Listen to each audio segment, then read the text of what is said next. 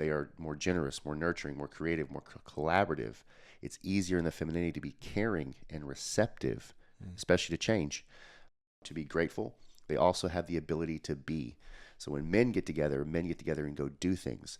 When women get together, they typically get together and talk. They can sit around and just talk, and men go, you did nothing? No, we had coffee and we talked for 4 hours. How do you even do that?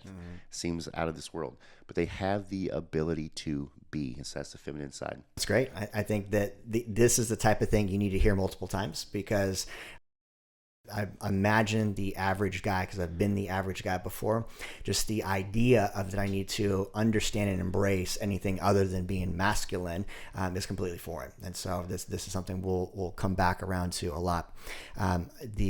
Where I think I want to lead the conversation is, now that we have an understanding that there's this polarity, this magnetic pull, and if I'm not creating connection, which is closeness in those opposite ends, and I'm creating conflict, what are some of the reasons why? What are some reasons why it's showing up in my romantic relationship? So, and that's such a powerful question, because I think most couples, if not all couples, will at some point traverse this path where they're having conflict, they're butting heads, they're not coming to an agreement.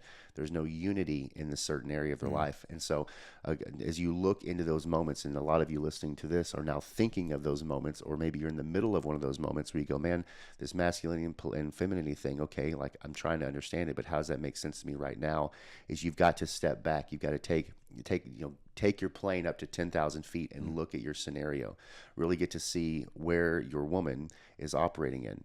Is she able to operate in her femininity, or are you now non-verbally requiring her to step into her masculinity and make decisions for your life, make decisions for your family? Is she the one who's doing the planning for the vacation? Is she the one who knows the social security numbers for your kids, but you don't? When there's an issue at school, is she the one that gets the phone call, or do you? So these are just multiple scenarios where you can see that women are being forced to step into the masculine seat, because we as men have non-verbally now required her to, because we go, oh, I'm providing for the house, so I'm going to go work, and while I'm at work, you're responsible for everything else. Yeah. That is amateur. Yes, as men, we're all called to provide. That's amateur. Make it, do something in the marketplace, provide somewhere, create value, and get a check. That's great. You're also responsible for the house that you have. So that's your marriage, your relationship, your children, and how they're being raised, and who is raising them. Because if it's not you, hopefully it's your spouse, a healthy version of your spouse. And if it's not that, then it's probably the school system. The school system's raising your children. We all know where that leads, right? So they're being inundated, indoctrinated with philosophies that do not work and will set them up to live a very painful life. So we've got to take ownership. And again, awareness breeds responsibility. So as you become aware of these scenarios, we have, as men, take the responsibility of being the masculine, creating the structure. So if there's conflict and there's issues going on in your relationship, you've got to go in and create the structure. It can't just be, oh, I have an idea for our life. Oh, I've got a vision board in my office. Yeah, good for you. But do you have goals for your family? Yeah. Do you have a roadmap for you to get there?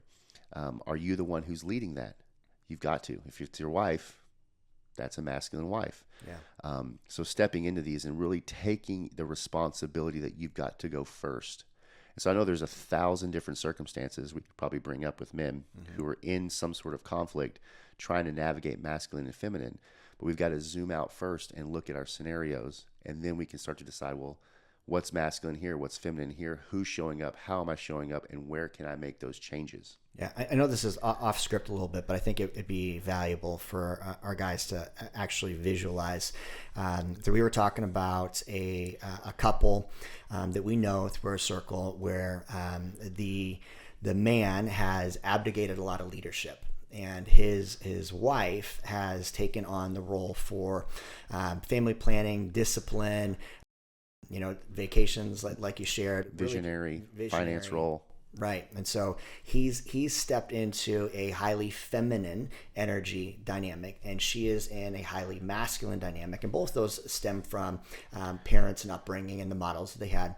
But now they're in this relationship between the two of them, and they're having conflict because I think her default nature, and correct me if I'm wrong, she wants to be led. She wants to feel feminine. He wants to feel respected and feel masculine. But there's a breakdown in the energies because they're not taking ownership it relies strongly on him. But what are some ways that they can notice that they're in that first and foremost? What are some like red flags that I have abdicated my masculine energy first and foremost? Guys listening. Yeah, so great ways to do that is when it comes to your family and how your family operates. Who created that dynamic? Was it because this is the way your wife wants the kids to be raised, or this is the way that your wife wants the house to roll? Do you go to church because your wife says we're going to go to church? Do you do your finances the way you do because your wife says this is what we're going to do? Is she the decision maker on those things? Again, also as far as the easy one is raising the children, is who's the disciplinary in the family? Right? Who's the one who says this is who we are? As my last name is Alashua, so as Alashua, I've created who we are as Lashuas. That's part of our visions and values, how we live our life. So it's how we operate is based upon what I say, and yes, it's in an agreement with what my wife desires as well. I didn't steamroll her in those things or just make the decision on my own, but the standards of our life are set by me, which gives Brit the freedom to operate in her femininity. So for men that feel like, well, I'm living my life, but really the decision maker, and that really comes down to is the decision maker in the home happens to be my spouse. Well, you've abdicated all of that decision making, which ought to be yours, right? You're forcing her to step into the role of leading the family, being the creative, making decisions. This is the direction we're going in. This is what's valuable to us. I'm the one raising the kids. I'm the one disciplining the kids. I decide what we eat, where we go to eat, where we go to church, where we live.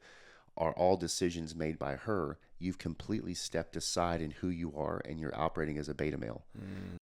And again, basically, you are designed. The Bible says we're designed to be the head and not the tail.